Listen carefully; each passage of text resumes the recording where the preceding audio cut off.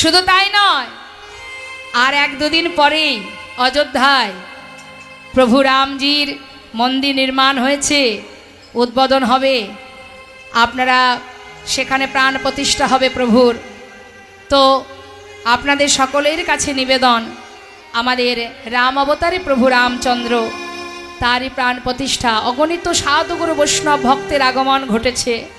যাওয়া সম্ভব হোক বা না হোক, মননে মানুষে যদি তার সেবা করা যায় তবে তার চরণ পাদপদ্মে পৌঁছানো যায়। এই প্রভু রামচন্দ্রকে যদি কেউ ডাকতে পারে, ভালোবাসতে পারে, রাম অবতারের কথা একটু বলি মা।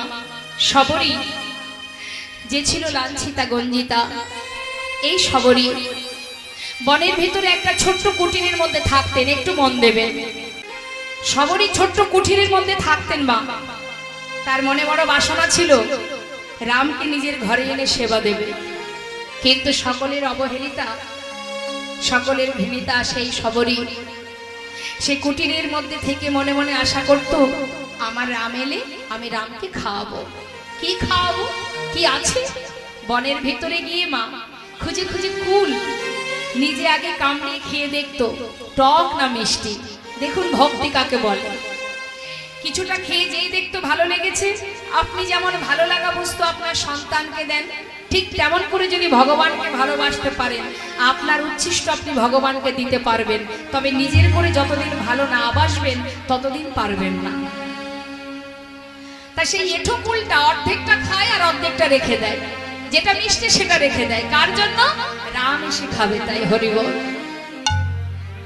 আর বন থেকে ফুল তুলে কুসুম চয়ন করে তার কুটিরের মধ্যে প্রবেশ করবে রাম। পথের মধ্যে প্রতিনিয়ত প্রতিদিন ওই ফুলের পাপড়িগুলো ছিঁড়ে সুন্দর করে ছড়িয়ে রাখতো। কখন আসবে রাম? রামচন্দ্র প্রভু করুণাময় সীতাকে উদ্ধার করতে যাবার পথে শবরীর কুটিরে প্রবেশ করলেন। শবরীর কুটে আসা মাত্রই শবরী প্রভু রামকে দেখে ভগবান বললেন, শবরী আমার যে খুব খিদে পেয়েছে, খেতে দাও। মনে পড়ে গেল শবরীর ঘরে রাখা সেই এঁঠো কুল প্রভুর কাছে এসে দিলেন। ভগবান সেই এঁঠো কুল সেবা করলেন। তুমি যদি নিজের করে ভালোবাসতে পারো, তোমার উচ্ছিষ্ট তুমি দিতে পারো। যদি তাকে নিজের করে ভালোবাসতে পারো। বর্ধমান জেলায়, পূর্ব বর্ধমানে মুকুন্দ দাসের একমাত্র ছেলে রঘুনন্দন, যার এঁঠো নাড়ু খাইয়েছিল গোপীনাথকে, ভালোবেসেছিল নিজের জন ভেবে, তাই খাওয়াতে পেরেছে।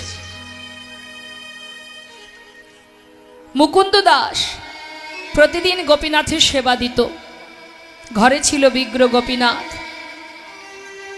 তার ছেলের নাম নন্দন, বয়স তার 12 বছর। দেখে আসবেন মা, আজও সেখানে সেবা চলছে পূর্ব বর্ধমানে, কাটোয়ার কাছে। তা সেই মুকুন্দ দাস, শ্রীখণ্ড নিবাসী মুকুন্দ দাস, তিনি একটু কবিরাজি করতেন বলে, আগেকার সময়তে এত ওষুধপত্র ছিল না, তাই কবিরাজকে ডাকতো কোনো ব্যক্তি অসুস্থ হলে।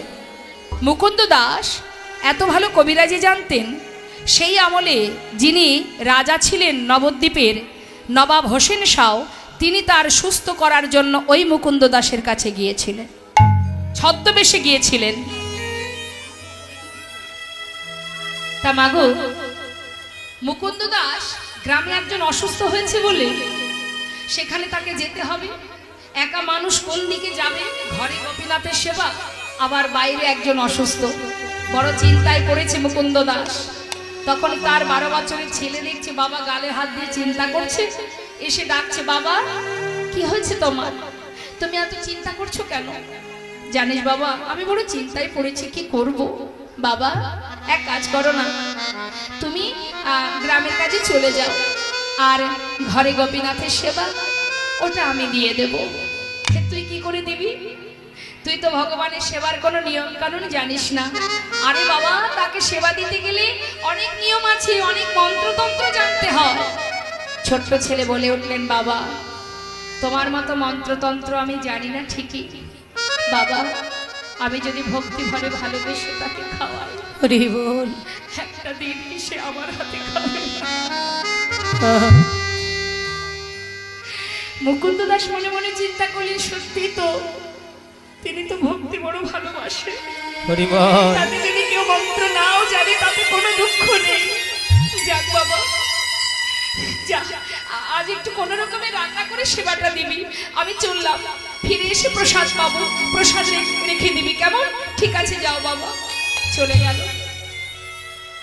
এদিকে রন্ধন করতে জানে না 12 বছরের ছেলে, আপনাদেরও অনেকের ঘরে আছে।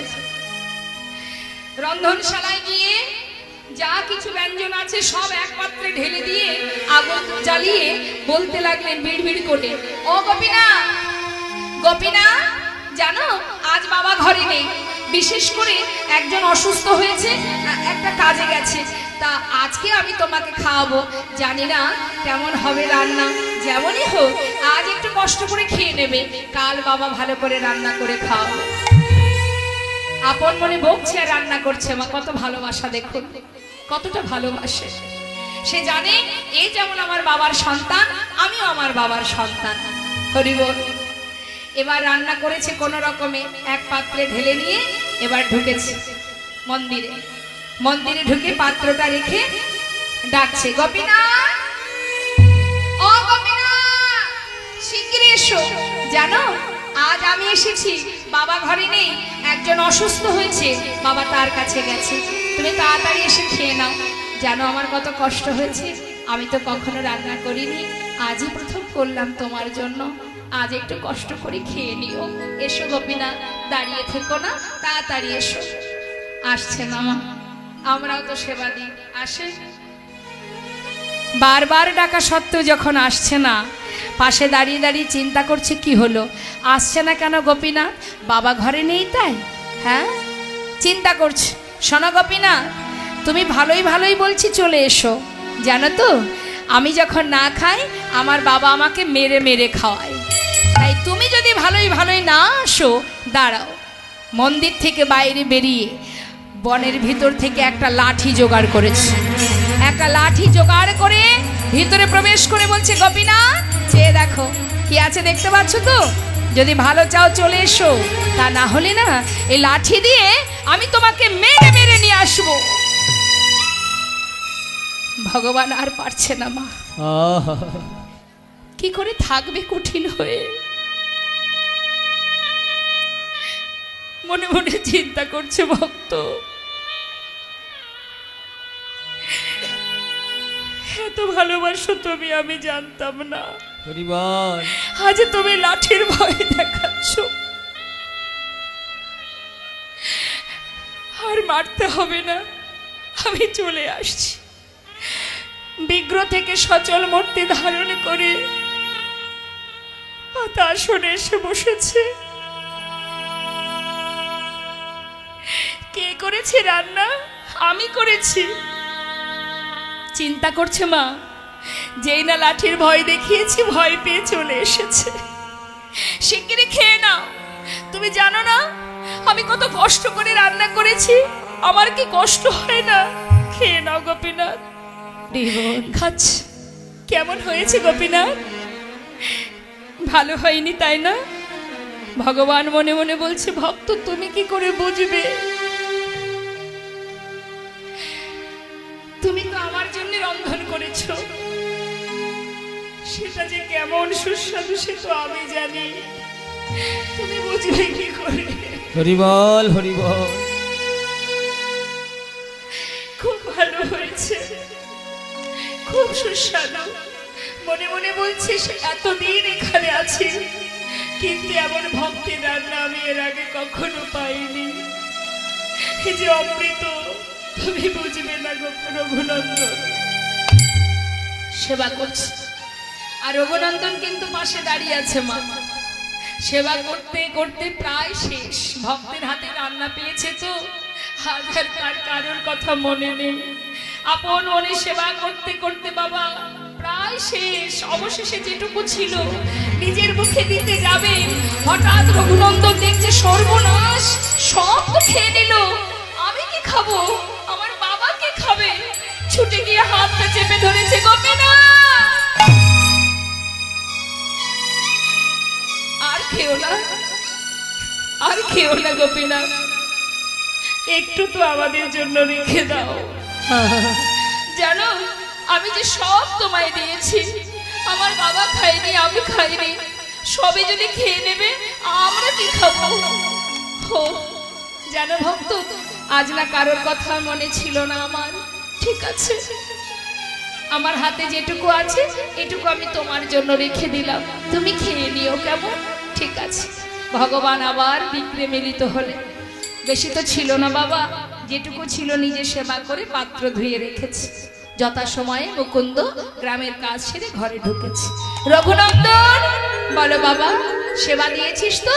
হ্যাঁ তুমি চিন্তা করো না, যাক আমার বড় কাজটা করে দিয়েছিস তুই। শোন বাবা, আমার প্রচন্ড খিদে পেয়েছে, দে দেখি একটু কিছু খেতে দে, প্রসাদ দে। বাবা আজ আর প্রসাদ নেই। কেন নেই? কোনো ভক্ত এসেছিল নাকি বাড়িতে? কেউ আসেনি। তাহলে প্রসাদ কি হলো? কি আর হবে, সবে তো ওই গোপীনাথ খেয়ে নিচ্ছিল, ভাগ্যিস আমি হাতটা চেপে ধরেছিলাম, আমার জন্য একটু রেখেছিল, আমি সেটা খেয়ে নিয়েছি। কি গোপীনাথ খেয়েছে? ও কি করে খাবে? মনে মনে ভাবছি, যার যেমন ভাব বাবা তার তো তেমনই লাভ। কি করে খাবে সে? সে তো পাথর, চলতে পারে না, কথা বলতে পারে না। আমার ছেলে নিজে খেয়ে ওই পাথরের নামে দোষ দিচ্ছে, সে তো আর এসে বলবে না ও মুকুন্দ আমি কিন্তু খাইনি, তোমার ছেলে খেয়েছে, বলবে কি করে? সে তো পাথরের বিগ্রহ, সে তো চলতে পারে না। কেমন ধারণা দেখুন, মনের সন্দেহ মনে রেখে দিল বাবা। পরের দিন সকাল হতে না হতে ছেলেকে হাতে নাতে প্রমাণ পাওয়ার জন্য, ছেলেকে পরীক্ষা করার জন্য বলে উঠলেন, রঘুনন্দন বাবা তুই তো ভালো সেবা দিতে শিখেছিস, জানিস আজ আমাকে একটু গ্রামে যেতে হবে, তুই একটা কাজ কর, আজ আর রান্না করতে হবে না, ওই ঘরে নাড়ু তৈরি করা আছে, গোপীনাথ তো নাড়ু খেতে ভালোবাসে, তুই এক কাজ কর আজকে নাড়ুটা সেবাই দিয়ে দে। ঠিক আছে বাবা তুমি চিন্তা করো না। মুকুন্দ দাস কিন্তু কোথাও যায়নি বাবা। সে কি করেছে মা? মন্দিরের পিছনে দেয়ালে কান পেতে আছে, শুনবে যে আমার ছেলে যখন মন্দিরে ভোগ নিবেদন করবে তখন আর কেউ সেখানে আসে কিনা, কান পেতে আছে। আর এদিকে সুন্দর করে নাড়ু সাজিয়ে মন্দিরে ঢুকেছে ছোট্ট ছেলে, 12 বছরের শিশু, ডাকছে ও গোপীনাথ, এই দেখো কাল এসেছিলাম না, আজও কিন্তু এসেছি, আজ আর ডাকতে পারবো না, শিগগিরই চলে এসো। ভগবান মনে মনে বলছে, ভক্ত আর তোমাকে ডাকতে হবে না, কোন জীব যদি ডাকার মতো একবার ডাকে, হরিবল হরিবল, আর সেই ডাক যদি আমার কানে একবার পৌঁছে যায়, ভক্ত যদি কোনোদিন আমায় ভুলেও যায়, আমি কোনোদিন সেই ভক্তকে ভুলি না, আর ডাকতে হবে না, আমি চলে এসেছি।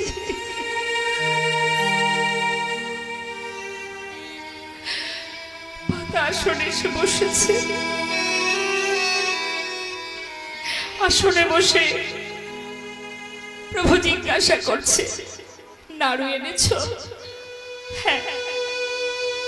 বাবা তৈরি করেছি গো, বাবা বলল তুমি নাকি নাড়ু খেতে ভালোবাসো, খেয়ে নাও। ভগবান মনে মনে চিন্তা করছে, বাবাই করুক আর যেই করুক, আমার ভক্তের হাতের ছোঁয়া তো লেগে আছে। ভগবান একটা নাড়ু মুখে দিয়েছে মা, অর্ধেকটা খেয়েছি। পাশে দাঁড়িয়ে রঘুনন্দন চিন্তা করছে, কালকের মতো দাঁড়িয়ে থাকবো আর তুমি একটা একটা করে যদি সব খেয়ে নাও, আজ আর আমি হতে দেব না, আজ তুমিও খাবে আমিও আমার ভাগেরটা খাবো। এই ভেবে একটা নাড়ু তুলে নিয়েছে মা। তুলে নিয়ে মুখে দিয়েছে, অর্ধেকটা খেয়েছে। অর্ধেকটা খাবার পর যেই না ভালো লেগে গেছে, সঙ্গে সঙ্গে প্রভুর মুখের কাছে ধরেছে। গোপীনাথ, খেয়ে দেখো কত সুস্বাদু হয়েছে, আমার বাবা করেছে তোমার জন্য। হরি বল। খেয়ে দেখো।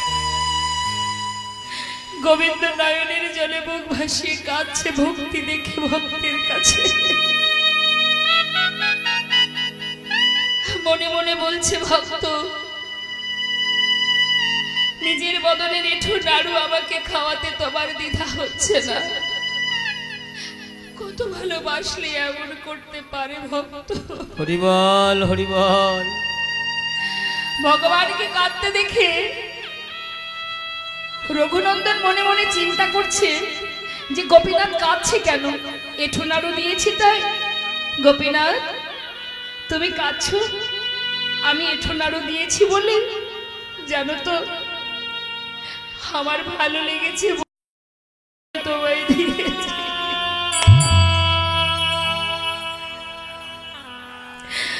আর দেব না। ভগবান বললেন, ভক্ত আমি সেজন্য কাঁদছি না। আমি কাঁদছি কেন জানো? তুমি যদি তোমার এঠো নাড়ুটা আমাকে খাওয়াতে পারো, তবে আমি আমার প্রসাদী নাড়ুটাকে তোমাকে খাওয়াতে পারি। হরি বল। বেশ তো, তাহলে তুমি আমাকে খাওয়াও, আমি তোমাকে খাওয়াই। হরি বল, হরি বল। ভগবান তার প্রসাদী নাড়ু খাওয়াচ্ছেন ভক্তের বদনে, আর ভক্ত তার এঠো নাড়ু দিচ্ছে ভগবানের বদনে। ভক্ত ভগবানের মধুর হৃদয় গৌর হরি বল, হরি বল।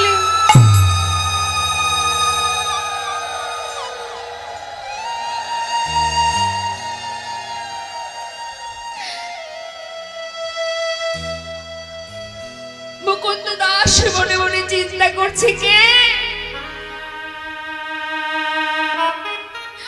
আমার সন্তান ছাড়া আরো একজনের কণ্ঠ শোনা যাচ্ছে, তবে কে সে? তাড়াতাড়ি করে মুশরাক হাতে দরজা খুলে দেখছে তার মধ্যে ভগবান তারই আগে অর্ধনাড়ু হাতে করে বিগ্রহে মিলিত হলে। মুকুন্দ দাস ছুটে গিয়ে নিজের সন্তানকে বুকের মধ্যে জড়িয়ে ধরে বলে উঠলেন, রঘুনন্দন, হরি বল, হরি বল। আমি অপরাধ করেছি বাবা, অপরাধ করেছি। আমি যে মহা অপরাধ করেছি, তোকে ভুল বুঝেছি। ওরে আমি তোকে চিনতে পারিনি বাবা। তুই আমার সন্তান হয়ে যার দেখা পেলি, এতদিন তার সেবা দিয়েছি আমি, কিন্তু কোনোদিন দেখা পাইনি। আমার এই দেহ অযোগ্য দেহ, এতদিনের সেবা আমার অযোগ্য বাবা। সন্তানকে জড়িয়ে ধরে নিজের অযোগ্য দেহটাকে যোগ্য করছে। আই বাবা, আমার অযোগ্য দেহ আমি যোগ্য করি। আমার অযোগ্য দেহ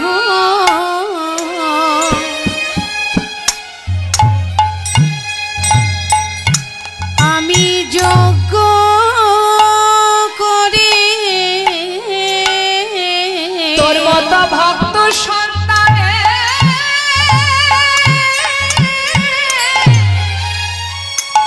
আমি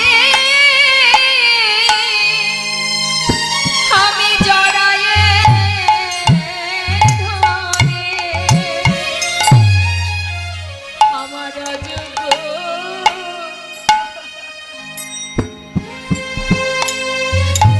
অযোগ্য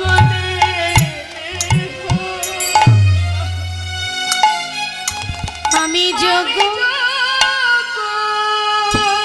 করে তোর মতে ভক্ত সন্তানে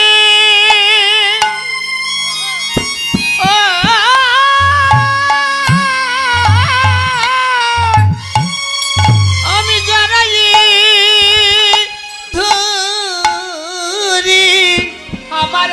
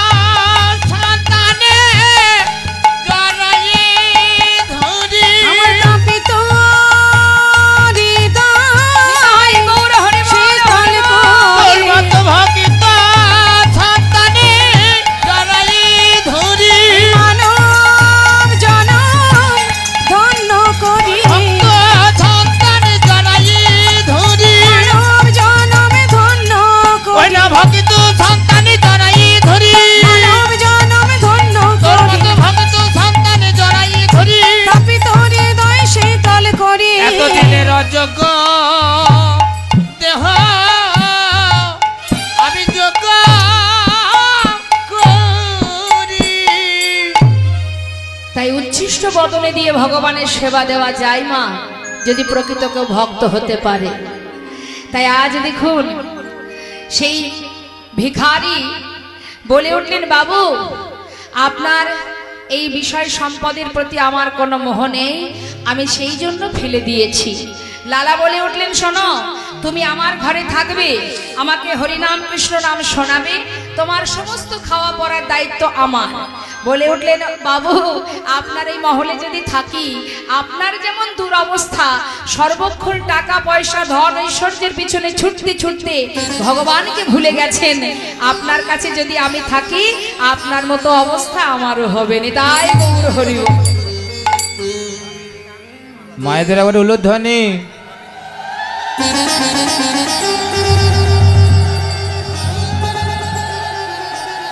জয় রাধে শ্যাম, জয় রাধে।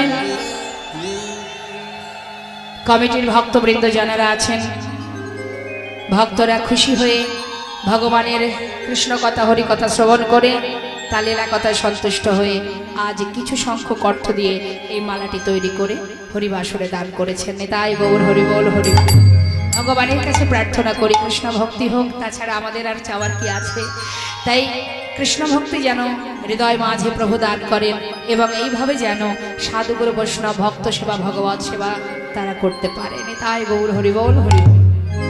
তো মাগো আজ ভিখারি চলে গেলেন, আর লালা মনে মনে চিন্তা করলেন, ওই যে ভিখারি যে কিনা দাঁড়ে দাঁড়ে ভিক্ষা করে, সে আমাকে এত বড় কথা বলে গেল যে এই মহলে থাকলে ভগবানকে ভুলে যেতে হয়। চিন্তা করছে আর ঘরের ভেতর প্রবেশ করছে। প্রবেশ করে একাকী মনে মনে ভাবছে, তবে কি এই মহলে থাকলে গোবিন্দ ভুলে যেতে হয়, ভগবানকে ভুলে যেতে হয়। চিন্তা করতে করতে বেশ কয়েকদিন চলে গেল মা। হঠাৎ তার নিজের ওই জমিদারি যে মহল, জমিদারি বিষয় সম্পদ রক্ষা করার জন্য তার গোটা রাজ্য পরিদর্শনে যাত্রা করলেন। পালকি চেপে যাচ্ছেন। পালকি চেপে যখন যাচ্ছেন রাজ্য পরিদর্শনে আর খাজনা আদায় করতে, সারাদিন ধরে খাজনা আদায় করে বেলি অবসানকালে লালা ফিরছে। একটা শিক্ষা পেল কার কাছ থেকে? একজন ভিখারির কাছ থেকে। এবার আর এক জায়গা থেকে তার চৈতন্য ফিরবে। কোথায়? ওই যে বাবা বেলি অবসানকালে খাজনা আদায় করে ফিরছে, ঠিক দিনের আলো শেষ, সন্ধ্যা আগত, সেই সময় এক রজক কন্যা, মানে ধোপার মেয়ে, যারা কাপড় কাচে তাদের বলা হয় রজক। তা সেই ধোপার মেয়ে তার বাবাকে ডেকে বলছে, চিৎকার করে বলছে, কি বাসনা কাকে বলে জানেন তো? মায়েরা বলুন দেখি, ওমা বাসনা কাকে বলে? কলার শুকনো পাতাকে বাসনা বলে। সেটাকে পোড়ালে একটা খার তৈরি হয়, সেটা দিয়ে কাপড় পরিষ্কার হতো আগেকার সময়। এখন তো অনেক ডিটারজেন্ট বেরিয়ে গেছে। তা মেয়ে চিৎকার করে ডাকছে বাবাকে, বাবু গো বেলা যায়, বাসনায় আগুনি দাও, বাবু গো বেলা যায়, বাসনায় আগুনি দাও। চিৎকার করে মেয়ে বলছে বাবাকে, আর সেখান থেকে লালার কর্ণে প্রতিধ্বনি হচ্ছে, বেলা যায়। শুধু লালা কেন মা, আমাদের প্রত্যেকেরই জীবনে সময় পার হবেই হবে, বেলা যাবে, পশ্চিম দিকে আয়ুরবি ঢলে পড়বে। বেলা যায়, বেলা যায়,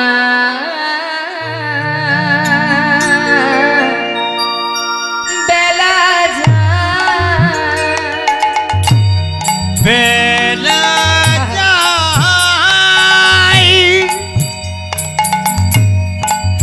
বেলা যায়, যায়, যায়, বেলা যায়,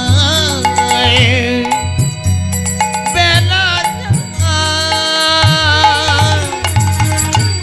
বেলা গেল,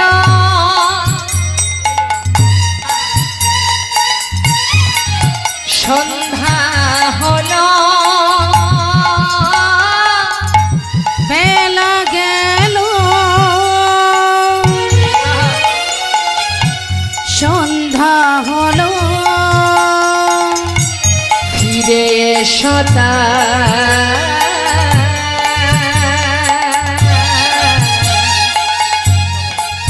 বেলা যায় বেলা যায় বেলা যায় বেলা যায় বেলা যায় বেলা যায় বেলা যায় বেলা যায় বেলা যায়।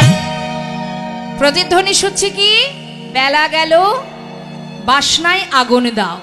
কিন্তু লালা সে যখন মা এই কথাটা শুনেছে তাড়াতাড়ি করে বেয়ারাকে পালকে থামিয়ে নিচে নেমে এসে সেই কন্যার কাছে গিয়ে জিজ্ঞাসা করলেন, মা কি বললি তুই? বল কি যেন বললি? বাবু আমি তো কিছু বলিনি, আমি বলেছি আমি আমার পিতাকে বলেছি বেলা যায় বাসনায় আগুনে দাও।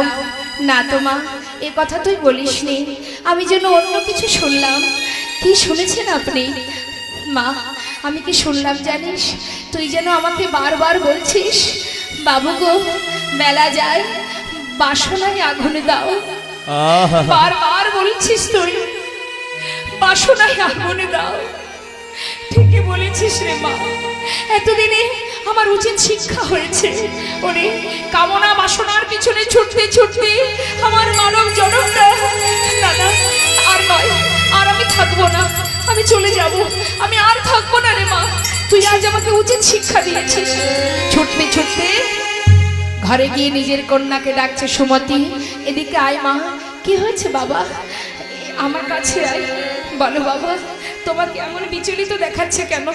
মা আমার সারা গায়ে একবারে কৃষ্ণ নাম লিখে দিবি মা। বাবা তোমার কি হলো? তুমি সারা গায়ে কৃষ্ণ নাম লিখে কোথায় যাবে? মা আমি আর থাকবো না, আমার যে সময় চলে যাচ্ছে, আমাকে যে যেতে হবে আমার গোবিন্দের কাছে। ওরে আর যে বেশি সময় নেই, তারা সাজিয়ে দে, আমি সব ফেলে চলে যাব মা। যাব রে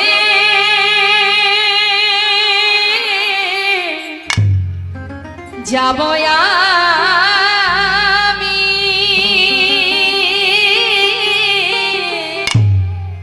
কৃষ্ণ ভজনে, যাব আমি মধুর বৃন্দাবনে। ওই না যাব আমি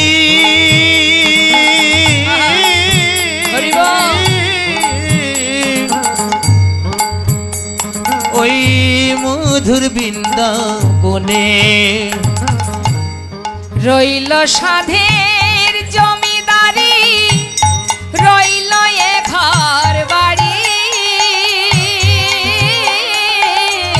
রইল সাধের জমিদারি, রইল এ ঘর বাড়ি। বৃন্দাবনে চলে যাব সবই কিছু ছাড়ি। আমি বৃন্দাবনে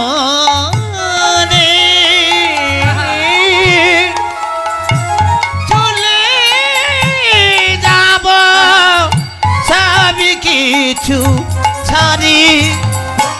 সাজাইয়ে দে কৃষ্ণ দাস মনে আমার এই অভিলাষ। সাজায়ে দে কৃষ্ণ দাস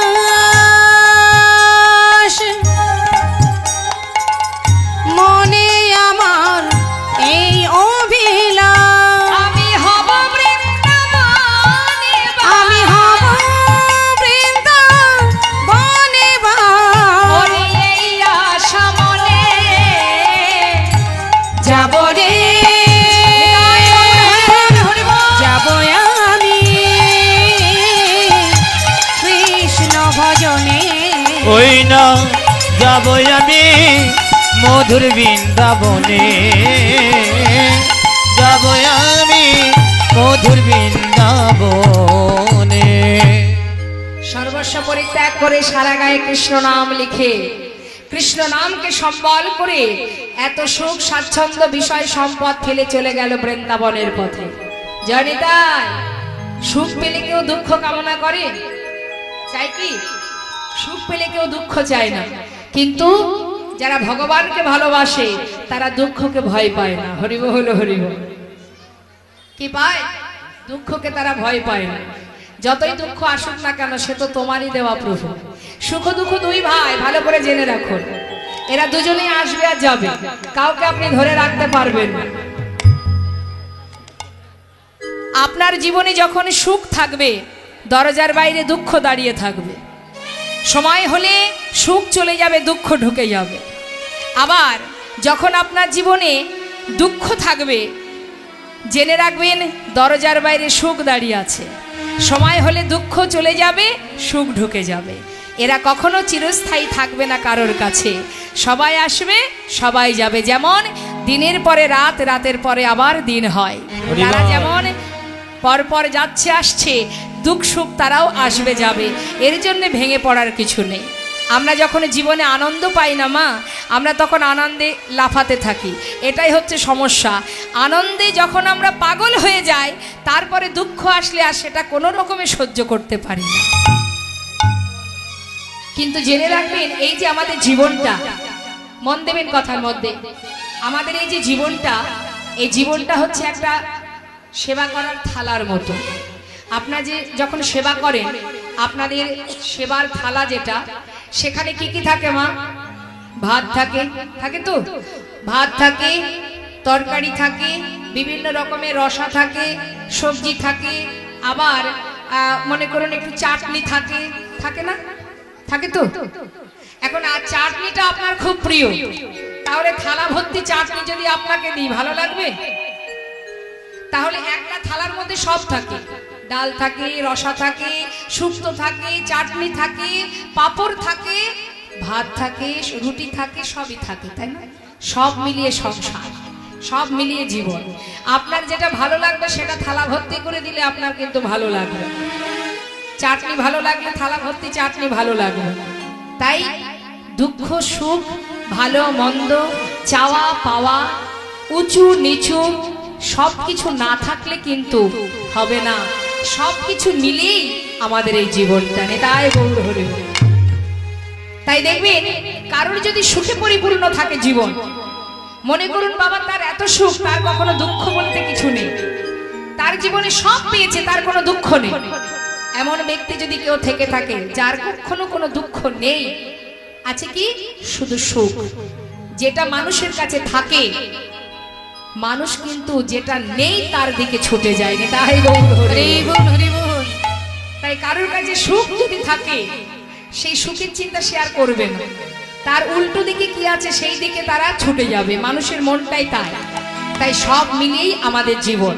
এর জন্য ভেঙে পড়ার কিছু নেই। সুখ দুঃখ সকলেই আসবে।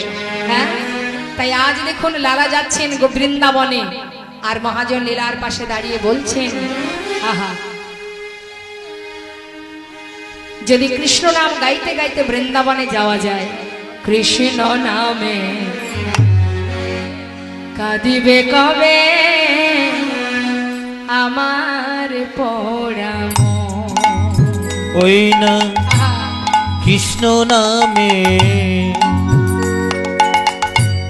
কাঁদবে কবে আমার পোড়া মন। কবে যাব বিষয় ছেড়ে, আমি কবে যাব বিষয় ছেড়ে, মধুর বৃন্দাবন। ওই না কৃষ্ণ নামে কাঁদবে কবে আমার পোড়া মন। ওই কৃষ্ণ নামে কাঁদবে কবে আমার পোড়া মন। কৃষ্ণ নামে নামাবলি,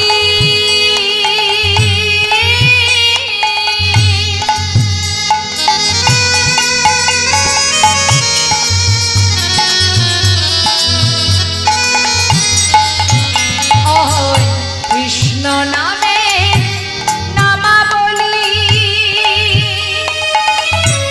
পড়ব কবে গান,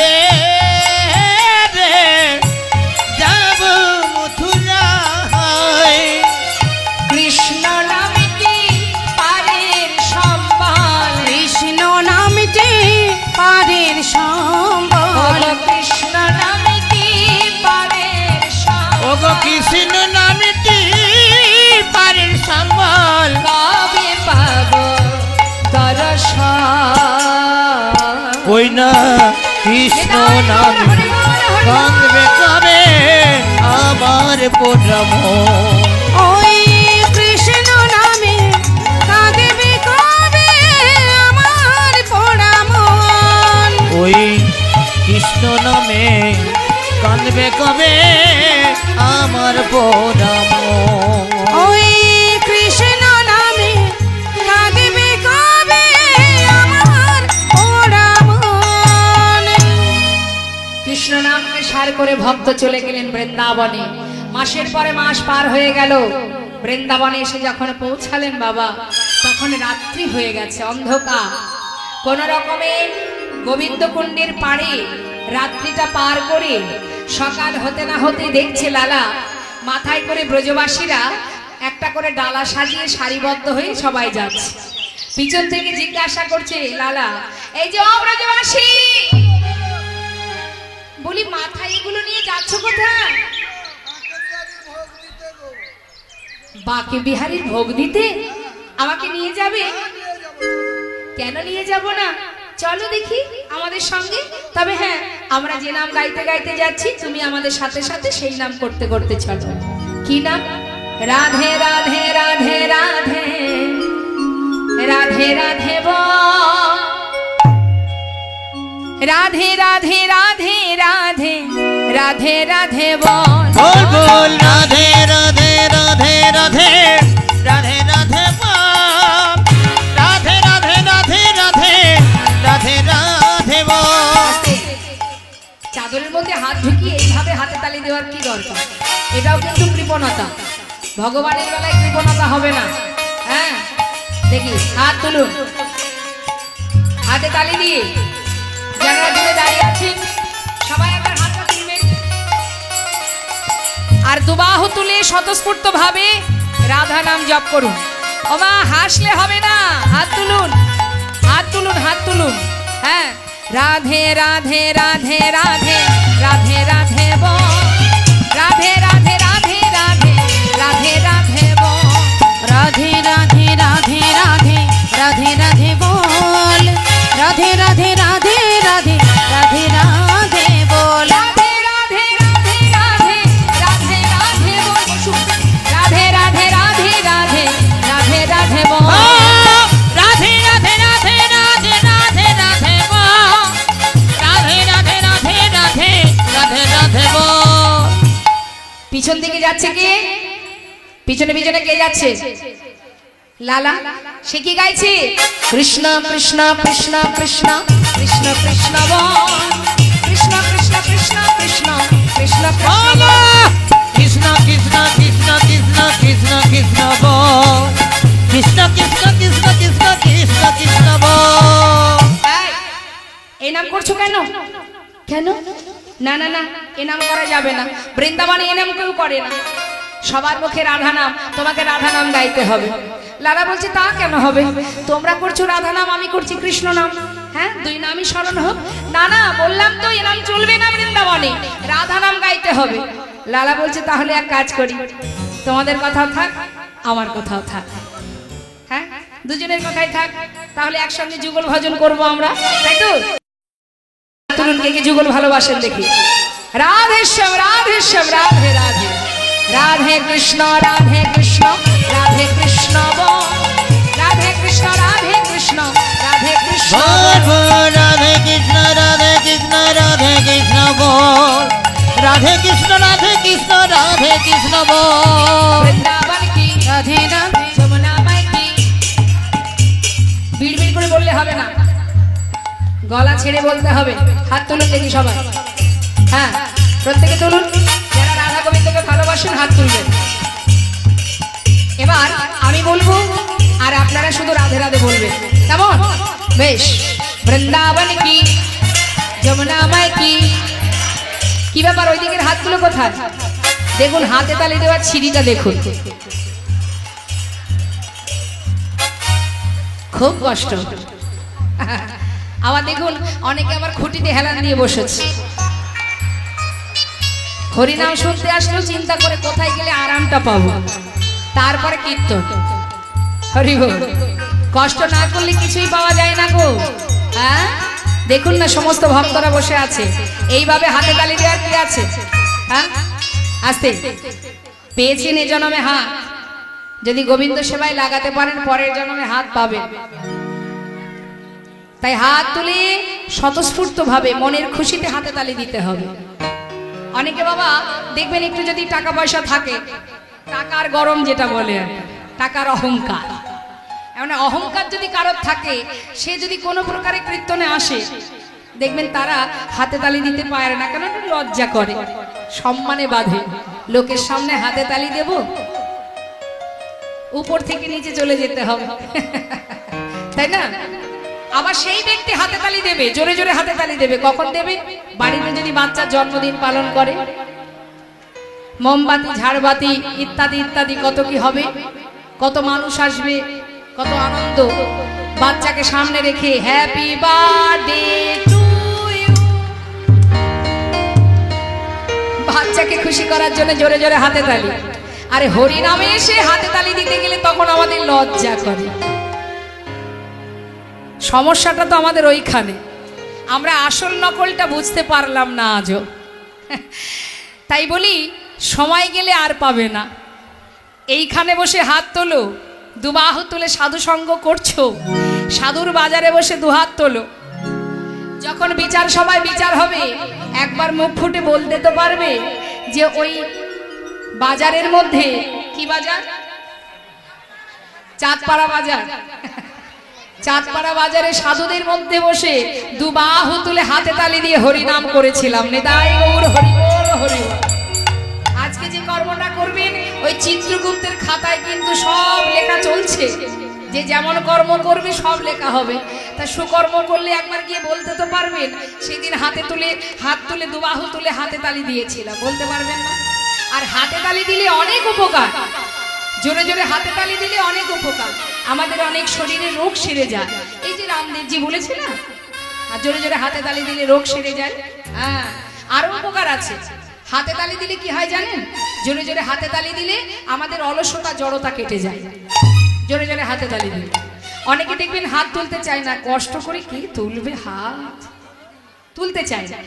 আরো একটা কাজ আছে, জোরে জোরে হাতে তালি দিলে আরো একটা উপকার, সেটা কি? দেখবেন অনেকে আসে কীর্তন শুনতে, আর অনেকে আসে গল্প করতে।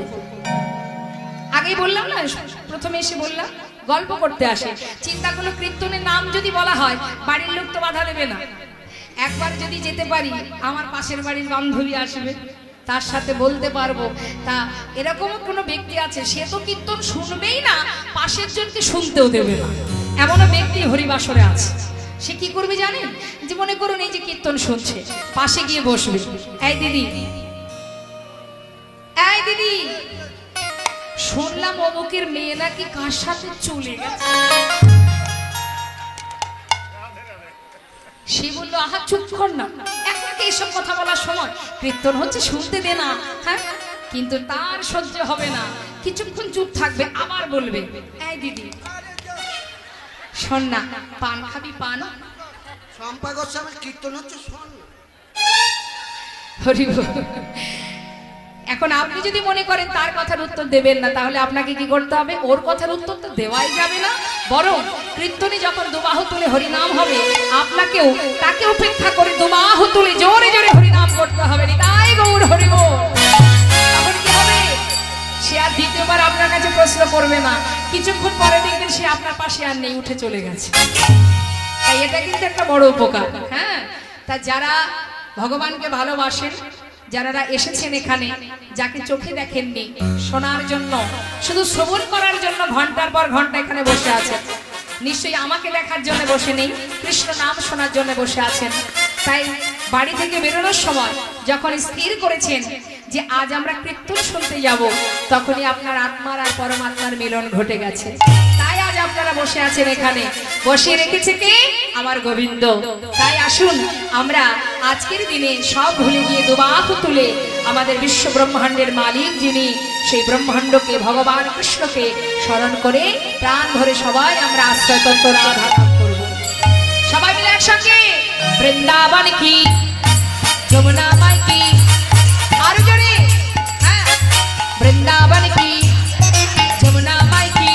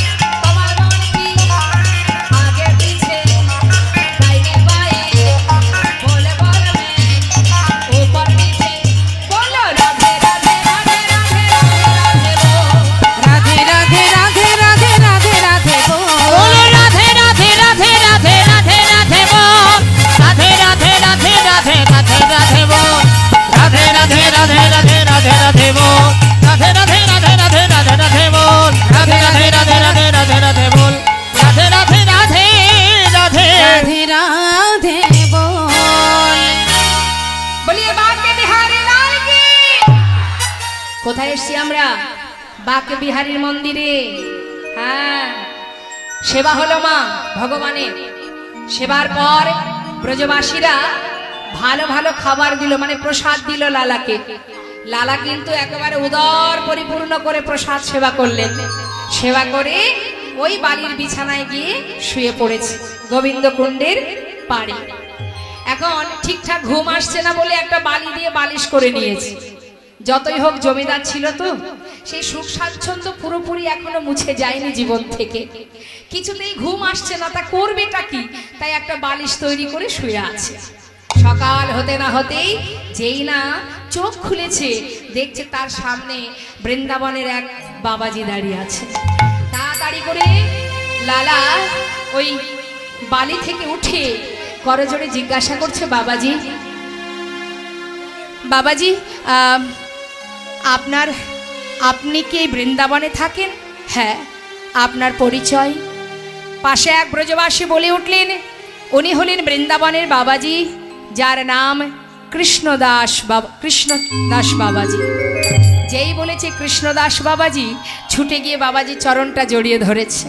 বাবাজি তুমি এই বৃন্দাবনে থাকো? হ্যাঁ। বাবাজি বলো না, এখানে গোবিন্দ কোথায় আছে? কোথায় গেলে কৃষ্ণের দেখা পাবো? আমি সর্বস্ব পরিত্যাগ করে এসেছি, বলো না কোথায় গেলে তার দেখা পাবো? বাবাজি বলছে, দাঁড়াও দাঁড়াও, তুমি কৃষ্ণের দেখা পাওয়ার জন্য এসেছো? বেশ,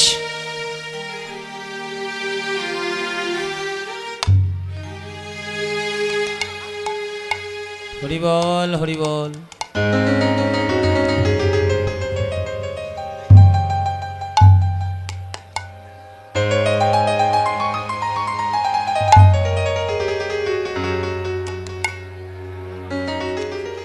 বলছি শোনো, তোমার কি দীক্ষা হয়েছে? না, দীক্ষা হয়নি। তাহলে তার দেখা কি করে পাবে? নাম কি তোমার? আমার নাম লালা। লালা? দাঁড়াও দাঁড়াও দাঁড়াও, তুমি কি সেই বাংলার মুর্শিদাবাদের কান্দির জমিদার লালা?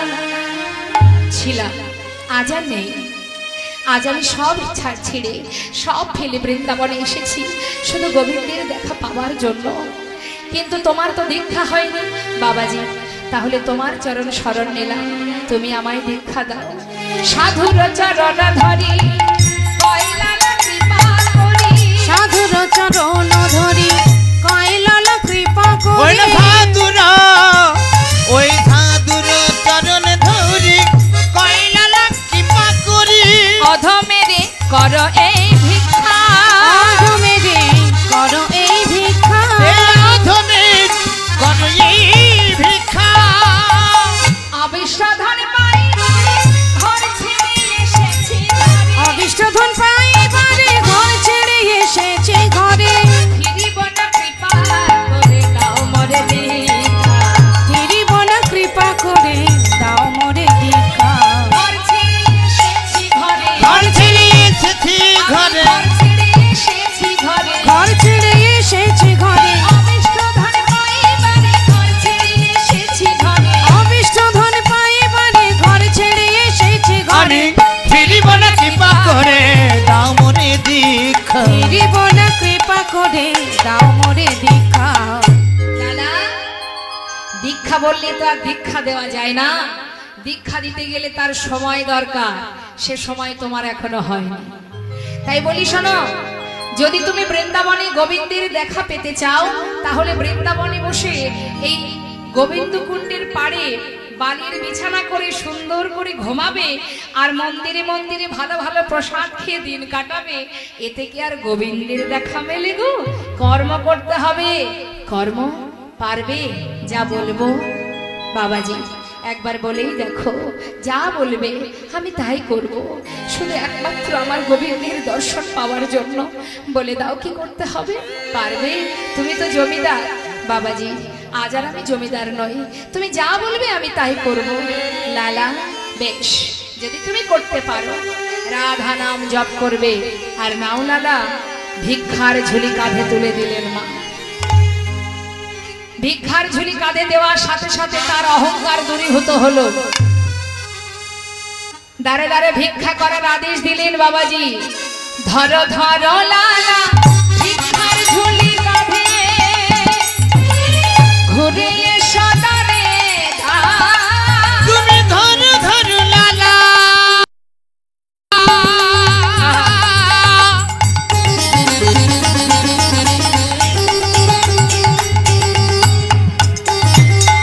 ভিক্ষার ঝুলি কাঁধে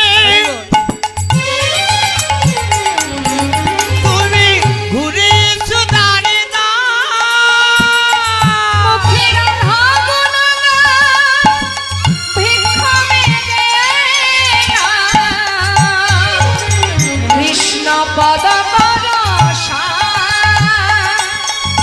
মুখে রাধা গুণ গাও, ভিক্ষা মেগে নাও, কৃষ্ণ পদ করো সার। দাঁড়ে দাঁড়ে ভিক্ষা মেগে তুমি দাঁড়ে দাঁড়ে ভিক্ষা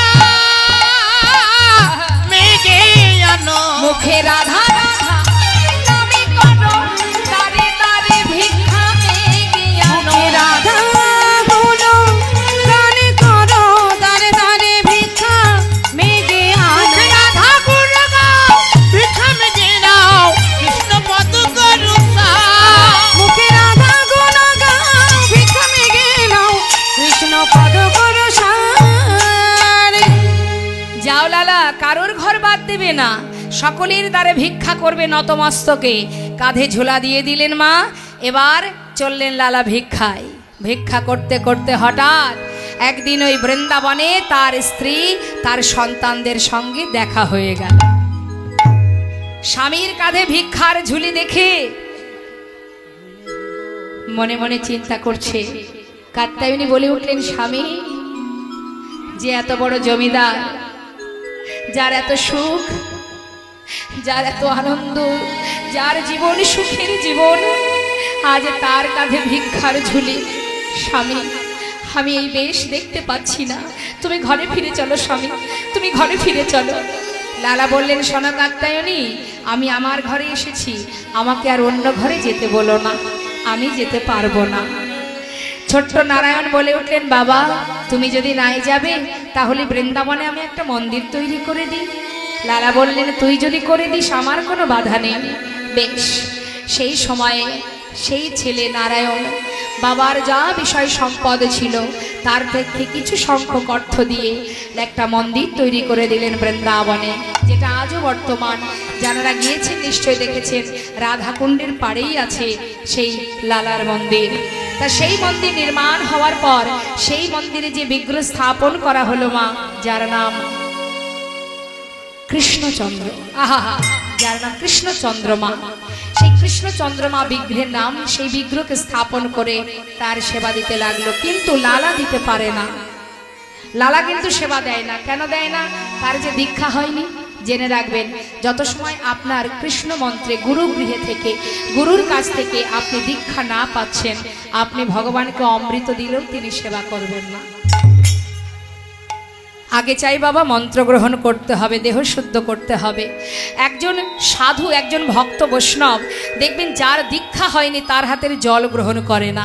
তাহলে একজন বৈষ্ণব যদি আপনার হাতে জল গ্রহণ না করে, তাহলে আপনি দিনে ভগবানকে 5 বার সেবা দিচ্ছেন, ভেবে দেখুন তাহলে আপনার দেওয়া সেই ভোগ ভগবান কি গ্রহণ করছে? করছে না। সবার আগে তার কাছ থেকে মন্ত্র গ্রহণ করে গলায় তুলসীর মালা পরিধান করতে হবে। ভগবান তুলসী ছাড়া কিচ্ছু সেবা করেন না। ভোগের থালায় তুলসী না দিলে ভগবান সন্তুষ্ট হন না। আপনি যখন সেবা দিতে যাবেন তার চরণে প্রণাম করবেন, নিজেকে নিবেদন করবেন। আপনার অঙ্গে যদি তুলসী না থাকে ভগবান আপনাকেই গ্রহণ করবেন না। তাহলে আপনার দেওয়া অমৃত সে কেন সেবা করবে? তাই সবার আগে নিজেকে নিবেদন করো। নিজেকে যদি নিবেদন করতে পারো, তুমি যেমনটা দেবে ভগবান তাতেই খুশি। আজ দেখুন লালা ভিক্ষার ঝুলি কাঁধে নিয়ে দাঁড়ে দাঁড়ে ভিক্ষা করে, আর মন্দিরে যে পূজারী সে কিন্তু ভগবানের সেবা দেয়। প্রতিদিন ভিক্ষা করে কিন্তু লালা সেবা দিতে পারে না। এটাই হচ্ছে তার দুঃখ, যে আমি কেন তার সেবা দিতে পারি না, আমার অপরাধ কোথায়, কেন আমি দীক্ষা পাচ্ছি না। একদিন বিগ্রহের সামনে বসে বসে লালা চোখের জলে বুক ভাসিয়ে কাঁদছে আর বলছে, দয়াময় বলো প্রভু, আমার অপরাধটা কোথায়? আমি কেন তোমার দেখা পাই না? কেন তোমায় সেবা দিতে পারি না? হে দয়াময়। বসে বসে কাঁদতে কাঁদতে হঠাৎ পূজারীকে বলছে, পূজারী, আজ আর ভিক্ষায় যাব না, আজ আর ভিক্ষা করতে আমার ভালো লাগছে না, আমি একটু গুহার মধ্যে গিয়ে বসে বসে ভজন করব, তুমি মন্দিরে ভোগ নিবেদন করে আমাকে একটু প্রসাদ দিয়ে আসবে। ঠিক আছে। লালা কি করলেন, সেদিন আর ভিক্ষায় গেলেন না মা। সেদিন পূজারীর কাছে কথাটা বলে সে গুহার মধ্যে গিয়ে আপন মনে গোবিন্দ ভজন করছে। আর এদিকে পূজারীকে কিন্তু বলে গেছে যে মন্দিরে সেবা দিয়ে আমাকে প্রসাদ দিয়ে আসবে। আপন মনে লালা ভজন করছে আর মনে মনে প্রতিজ্ঞা করেছে, হে গোবিন্দ, তোমার দ্বারে এসে তোমার দেখা যত সময় না পাবো, এই গুহা থেকে আমি আর বাইরে বেরোবো না। দেখি তুমি কত সময় আমার সামনে না এসে থাকতে পারো। ভক্তাধীন ভগবান সে কি আর থাকতে পারে মা? ভক্তকে রক্ষা করাই যে তার কাজ। ভক্ত গুহার মধ্যে বসে বসে ভজন করছে আর এদিকে ভগবান কি করলেন, তিনি চতুরতা করে লালাকে ওই গুহা থেকে বের করার জন্য সুন্দর করে একটা ছলনা করলেন। কি করলেন, পূজারী ভোগ নিবেদন করে যখন লালাকে প্রসাদ দিতে যাচ্ছে, সেই সময় ঝড় বৃষ্টি শুরু হয়ে গেল বৃন্দাবন। চিন্তা করছে, সর্বনাশ, এত বৃষ্টি, কি করে যাবো লালাকে প্রসাদ দিতে? এক কাজ করি, বৃষ্টি থামলে তারপরে যাব। এই ভেবে মন্দিরের ভিতরে প্রবেশ করলেন পূজারী। ভোগের থালাটা বাইরে রইল আর এদিকে স্বয়ং ভগবান তিনি পূজারী রূপ ধারণ করে ভক্তের জন্য ভগবান ঝড় বৃষ্টি মাথায় করে নিয়ে ভিজতে ভিজতে যাচ্ছে ভক্তের কাছে প্রসাদ দেবে বলে। কি অপরূপ লীলা! ভক্ত গুহার মধ্যে বসে প্রতিজ্ঞা করেছে, তুমি না এলে আমি আর গুহা থেকে বেরোবো না। কাজ আর মনের আনন্দে ভজন করছে, গাইছে, রাধে কৃষ্ণ গোবিন্দ গোপাল রাধার মন হরি হরি হরি বলো রাধার মন হরি হরি হরি বল। রাধে কৃষ্ণ গোবিন্দ গোপাল বল রাধা রমন হরি হরি হরি বল। গিরিধারি গোবর্ধন ধারিব আর গিরিধারি বল গোবর্ধন ধারি বল। রাধার মন হরি কৃষ্ণ কৃষ্ণ রাধার মন হরি কৃষ্ণ কৃষ্ণ মদন গোপাল জয়নন্দন আর মদন গোপাল জয় নন্দলাল। শ্রীনন্দের নন্দন হরি কৃষ্ণ আর শ্রীনন্দের নন্দন হরি কৃষ্ণ গোপাল। তুমি রাধা না জগতের না তুমি রাধা না জগতের না গোপী জন বল্লভ প্রভু গোপী রাধে কৃষ্ণ গোবিন্দ গোপাল বল বল রাধার মন হরি হরি হরি বল বল রাধার মন হরি হরি হরি বল রাধার মন হরি হরি হরি বল রাধার মন হরি হরি হরি বল রাধার মন হরি হরি হরি বল রাধার মন হরি হরি হরি বল। ভগবান গুহার ভিতরে প্রবেশ করে ডাকছে, লালা। কে? আমি পূজারি। প্রসাদ খাবে না? এই তো প্রসাদ এনেছি, নাও খেয়ে না। লালা প্রসাদ খেলো, আবার ভগবান চলেও গেলেন। কিন্তু লালার বোঝা হলো না বাবা, বুঝতে পারলো না। যেই না চলে গেল, এদিকে বৃষ্টি বন্ধ। মন্দিরের প্রকৃত যে পূজারি, সে চিন্তা করছে তাই তো লালাকে প্রসাদ দিয়ে আসতে হবে। সুন্দর করে প্রসাদের পাত্রে দেখছে একটা প্রসাদও নেই। কি করা যায়? চিন্তা করছে হয়তো কোনো ভক্ত এসে প্রসাদ খেয়ে চলে গেছে। ঠিক আছে, মন্দিরে তো আরো আছে, তার থেকে কিছু দিয়ে আসি। এই ভেবে কিছুটা প্রসাদ নিয়ে আবার যাচ্ছে পূজারি। গুহার ভিতরে গিয়ে ডাকছে, লালা, লালা। কে? আমি গো, আমি পূজারি। তুমি প্রসাদ খাবে বলেছিলে না? হ্যাঁ, এই তো, এই দেখো প্রসাদ এনেছি। একটু দেরি হয়ে গেল, না প্রসাদ খেয়ে নাও। লালা বলছে, প্রসাদ তো আমি খেয়েছি। খেয়েছো? কে দিয়েছে তোমার? কেন, তুমি তো এসেছিলে। আমি এসেছিলাম না তো, আমি তো আসিনি লালা। তুমি আসনি? তবে কে এসেছিল? তোমার মতো দেখতে, তোমার মতো কণ্ঠস্বর, তোমার মতো বেশ, তুমি তো এসে আমাকে প্রসাদ দিয়ে গেলে লালা। আমি আসিনি লালা, বিশ্বাস করো, এই তো আমি এলাম। তাহলে কে এলো? আমাকে বললো আমি পূজারি। আমি তো তোমারই মতো দেখলাম তাকে লালা, আমার মতো দেখতে। বিশ্বাস করো লালা, আমি আসিনি। তবে যে এসেছিল তোমার কাছে, তুমি তাকে চিনতে পারোনি। কে সে? ও পূজারি, কার কথা বলছো তুমি? লালা, এখনো বুঝতে পারছো না তুমি আমি কার কথা বলছি? না, আমাকে বলো না। ও পূজারি, কে এসেছিল আমার কাছে? একবার খুলে বলো। পূজারি বলছে, লালা, এখনো জিজ্ঞাসা করছো কে এসেছিল তোমার কাছে? হরি বল। মিছে কেন পুছো মরে,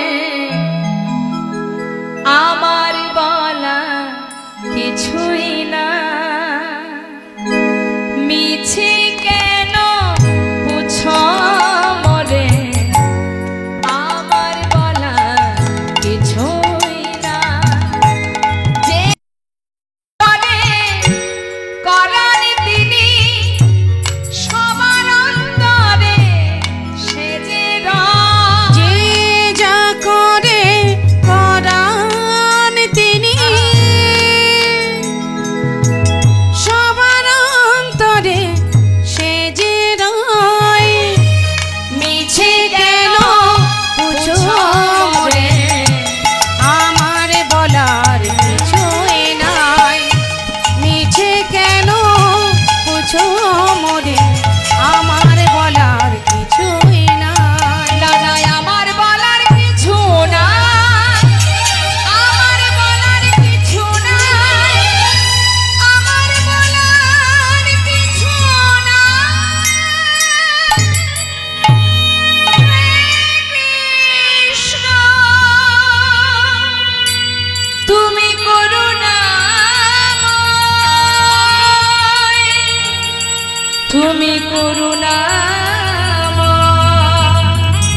করুণা তুমি করুণাময়, করুণা করো। গুহা থেকে বাইরে বেরিয়ে ছুটতে ছুটতে বাবাজির কাছে কি বলে, বাবাজি আজ তোমায় বলতে হবে কোন অপরাধের জন্য তুমি আজ আমায় দীক্ষা দিচ্ছ না। তুমি জানো সে এসেছিল আমার কাছে, আমি চিনতে পারিনি তাকে। বাবাজি, কি আমার অপরাধ? কেন তুমি আমায় দীক্ষা দিচ্ছ না? বলো বাবাজি। বাবাজি বলে, শোনো লালা, এখনো সময় হয়নি, ফিরে যাও, সময় হলে দীক্ষা দিয়ে যাব। না, আজ আর যাব না, আজ তোমাকে বলতে হবে। তুমি যত সময় না বলবে আমি তোমার চরণ ছেড়ে কোথাও যাব না। তবে শোনো লালা, সবার ঘরে ভিক্ষা করেছো, একজনার ঘরে কেন যাওনি? বাবাজি, আহা, তো তুমি কার কথা বলছো? কেন ভেবে দেখো, তুমি কি সবার বাড়িতে ভিক্ষা করেছো? করেছি, শুধু একজনার ঘরে যাইনি, সে হলো জগৎ শেঠ। লালা, কেন যাওনি? তাদের সঙ্গে আমাদের বহুদিনের একটা দ্বন্দ্ব আছে। কি জন্য? জমিদারির কারণে। আচ্ছা লালা, এখন কি তোমার জমিদারি আছে? নেই।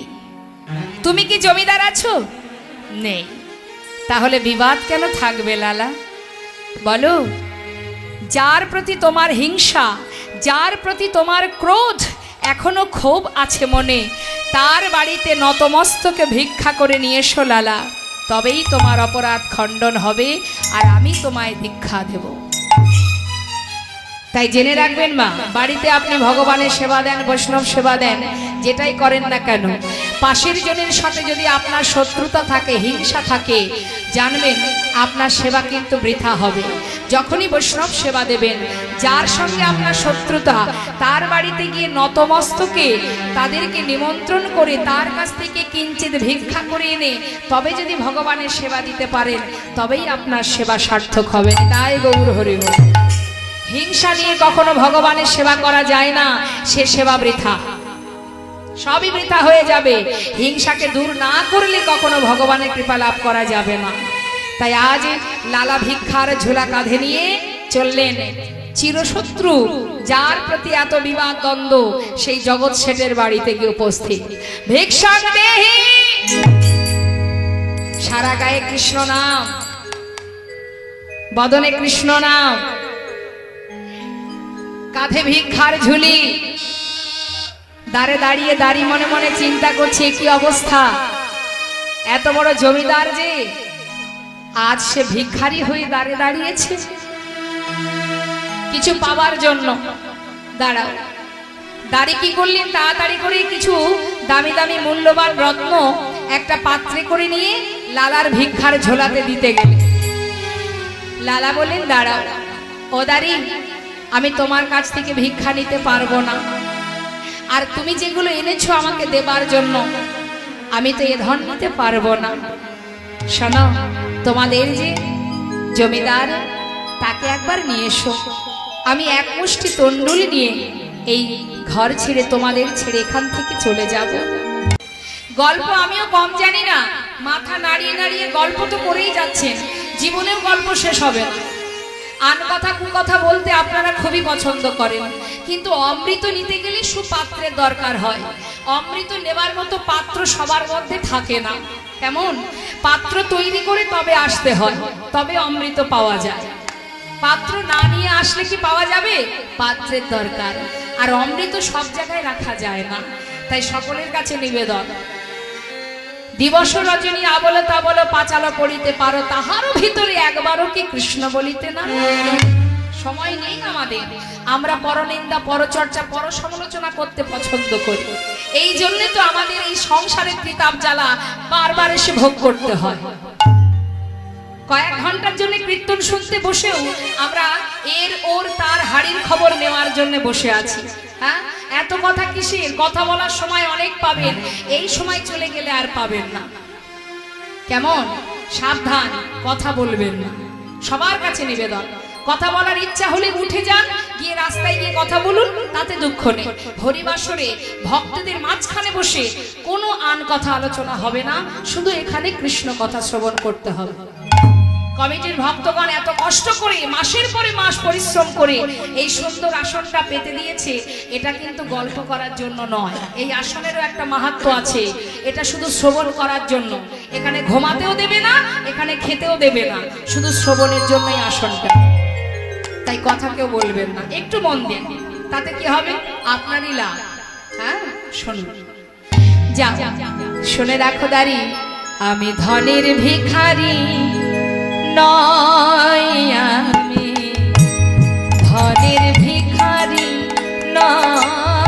আমি ধনের ভিখারি নই গো আমি ধনের ভিখারি নই চাই গো যে আমি এক মুষ্টি ভিক্ষা চাই গো যে আমি এক মুষ্টি ভিক্ষা চাই গো যে আমি এক মুষ্টি ভিক্ষা চাই গো যে আমি এক মুষ্টি ভিক্ষা তাই দুয়ারে দাঁড়াই নয় আমি ধনের ভিখারি নই আমি ধনের ভিখারি নই গো আমি ধনের ভিখারি নই দাও যদি মরে এক মুষ্টি ভিক্ষা তবে হবে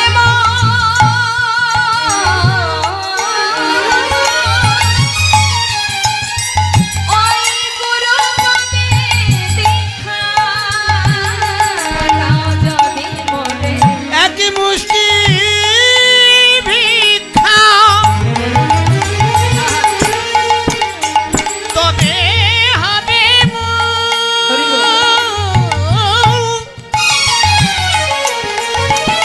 ওই গুরুপদে দীক্ষা আমি পাবো দর্শন ব্রজেন্দ্র পাবো নন্দন। দর্শন ব্রজেন্দ্র নন্দন সে কথা তোমার কইব আমি ধনের ভিখারি নই গো আমি ধনের ভিখারি নই আমি ধনের ভিখারি নই যে জানে কৃষ্ণ ধনে ধনী তার কি আর জাগতিক জগতের ধনের প্রতি মোহ থাকে বাবা? বলছে আমি এ ধন চাই না, এক মুষ্টি তন্ডুল পেলেই আমি চলে যাব। দাঁড়ি তাড়াতাড়ি করে ঘরে গিয়ে জগৎ শেঠকে বললেন, বাবু আপনার চিরশত্রু আপনার দ্বারে দাঁড়িয়ে, আপনি একটু তাড়াতাড়ি চলুন বাবু। কে সে? তার নাম কি? লালা। কি বললে? সে দ্বারে দাঁড়িয়ে আছে কেন? ভিক্ষা নেবে আপনার কাছ থেকে এক মুষ্টি তন্ডুল। বলছো কি? আমাকে নিয়ে চলো তো, আমি একবার দেখি গিয়ে। সাথে করে এসে দাঁড়ালেন দ্বারে। দেখছে সারা গায়ে কৃষ্ণ নাম, অপূর্ব ভিখারির সেই বেশ। দর্শন করে জগৎ শেঠ এক দৃষ্টিতে তাকিয়ে মনে মনে বলছে, তুমি কি সত্যি ভিখারি হয়ে দ্বারে এসেছো, নাকি এটা কোনো নতুন ছলনা? একটু বলবে আমায়? করজোড়ে লালা বলে উঠলেন, ওগো বন্ধু, হাজার আমি তোমার কাছে ছলনা নিয়ে আসি না, না আসিনি আজ তোমার কাছে ওগো বন্ধু কোন ছলনা। ঘাটের মাঝি পার ঘাটাতে বসে ডাকছে আমার। হরি বল হরি বল। না না আসিনি আজ তোমার কাছে হরি বল হরি বল। বন্ধু কোন ছলনা।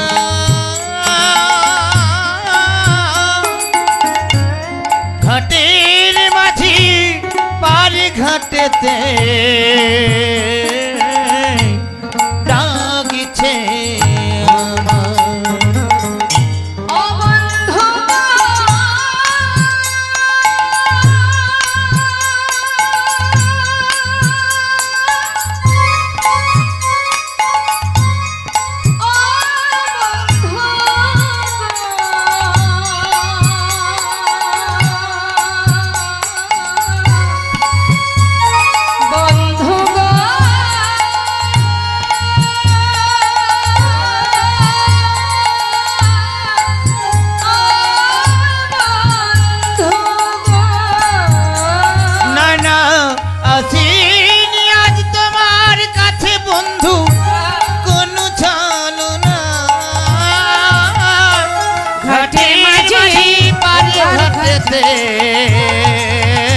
বসে ডাকছে আমায়। ওই এক মুষ্টি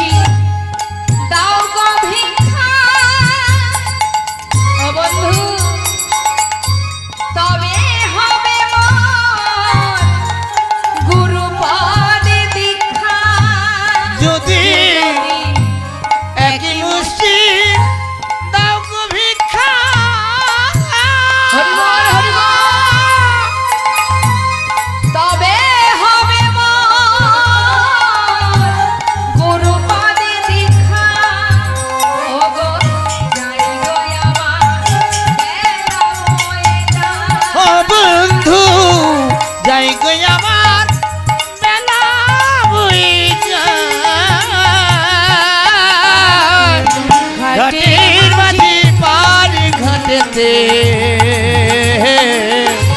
ডাকিছে আমার ওই ঘাটের মাঝে পার ঘাটাতে বসে ডাকছে আমার বসে ডাকিছে আমায় সঙ্গে সঙ্গে জগৎ শেঠ এক মুষ্টি তন্ডুল লালার ভিক্ষার ঝোলায় দিলেন।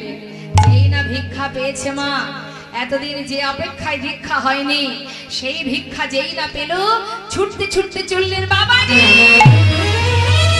এই দেখো, আমি এনেছি, আমি ভিক্ষা করে এনেছি বাবাজি। এবার আমায় তুমি মন্ত্র দাও, দাও বাবাজি, গোবিন্দ দর্শনের উপায় করে দাও। দাঁড়াও, অবশ্যই তুমি দীক্ষা পাবে, কিন্তু লালা তোমার পেছনেটা কে আসছে? আমার পেছনে কি বন্ধু তুমি? জগৎ শেঠ বলে উঠলেন, বন্ধু হরি বল। তুমি যখন আমার দাঁড়ে দাঁড়িয়ে বললে হরি বল, হরি বল। তোমার নাকি জীবনে বেলা বয়ে যায়,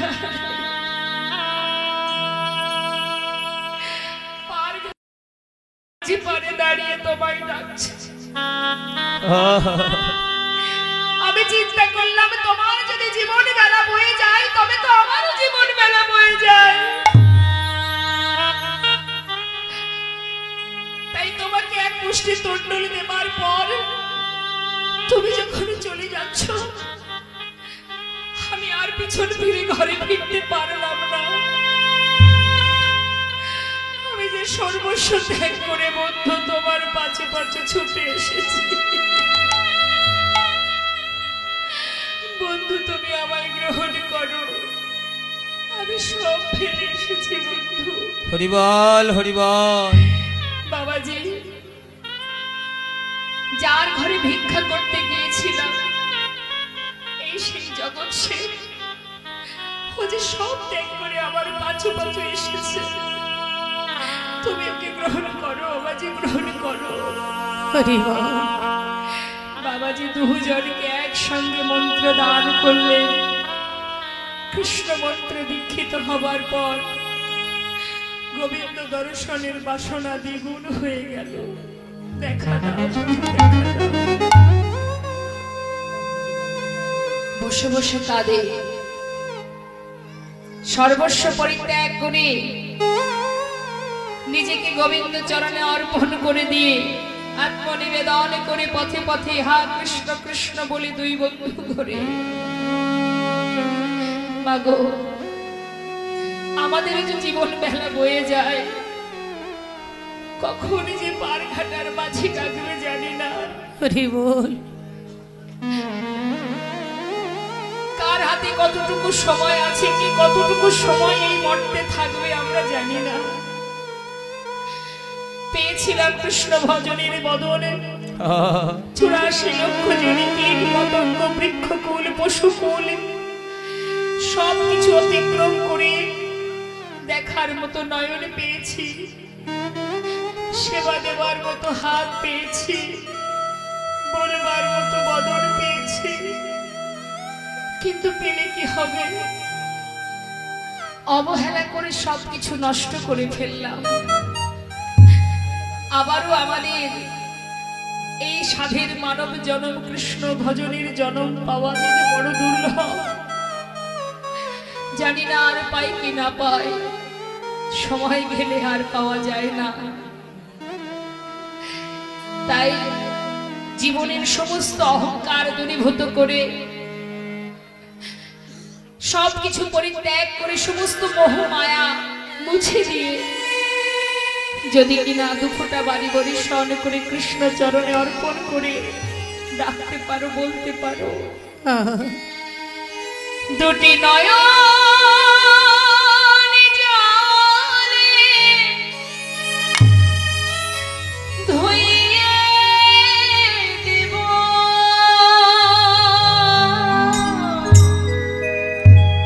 তোমার দুটি রাঙা চরণ করি অগ্রহণ শ্রী সচিনন্দন দুটি নয়ন জলে ধুইয়ে দেব তোমার দুটি রাঙা চরণ করিও গ্রহণ শ্রী সচিনন্দন দুটি নয়ন জলে ধুইয়ে দেব তোমার দুটি রাঙা চরণ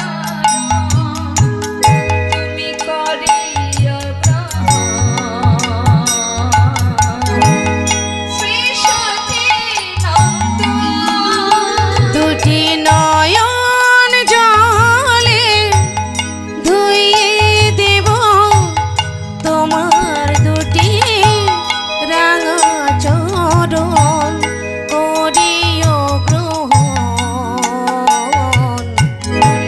শ্রী সচিনন্দন না জানি ভজন আমি না জানি পূজন না জানি ভজ না জানি পূজা কোনে কোনে পাব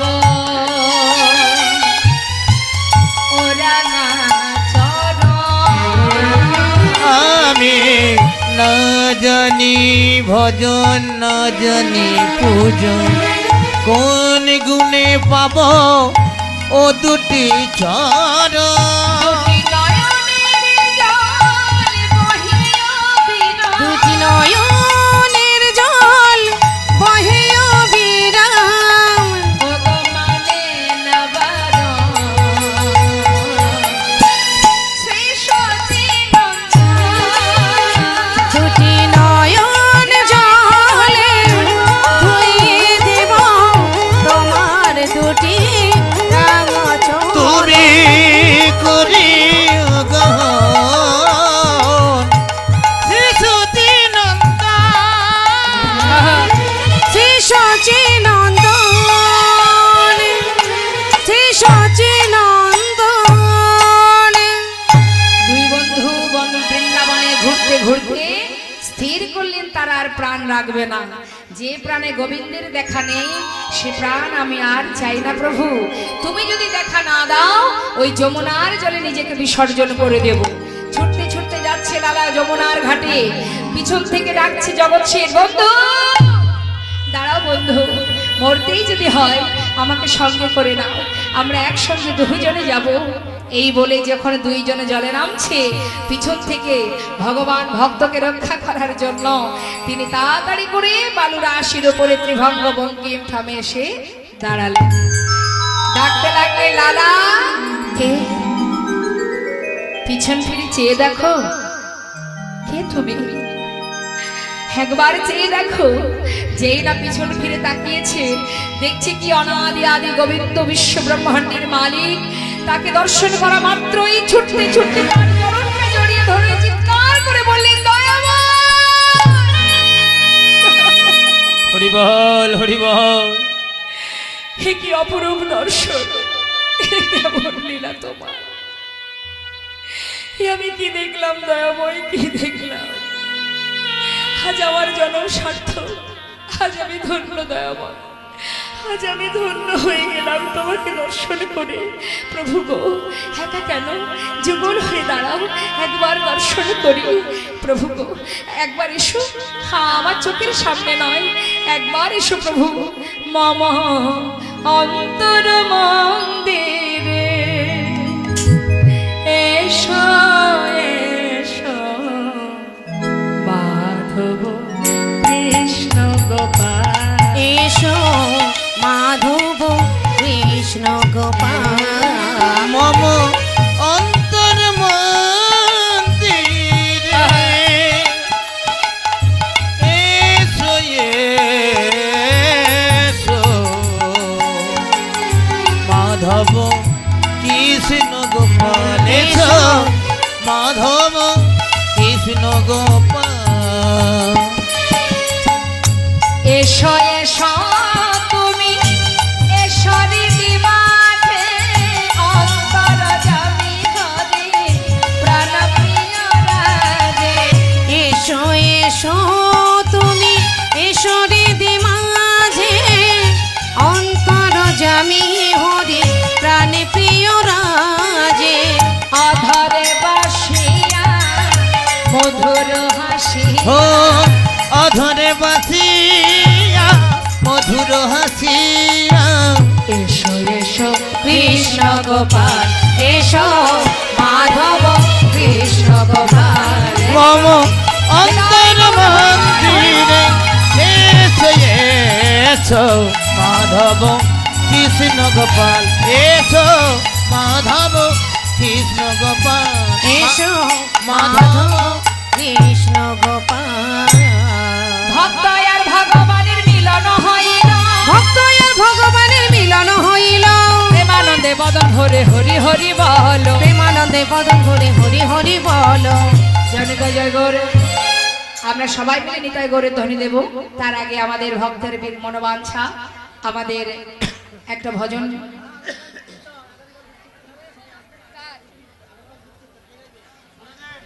যারা দেশের আরেকটি বিশেষ ঘোষণা, আগামীকাল এই স্থানে রূপ কীর্তন হবে, সবাই আসবেন। আর এই মুহূর্তে আমরা চলুন একটা বৃন্দাবনে ভজন আস্বাদন করে তারপরে আমরা, ও আচ্ছা বেশ।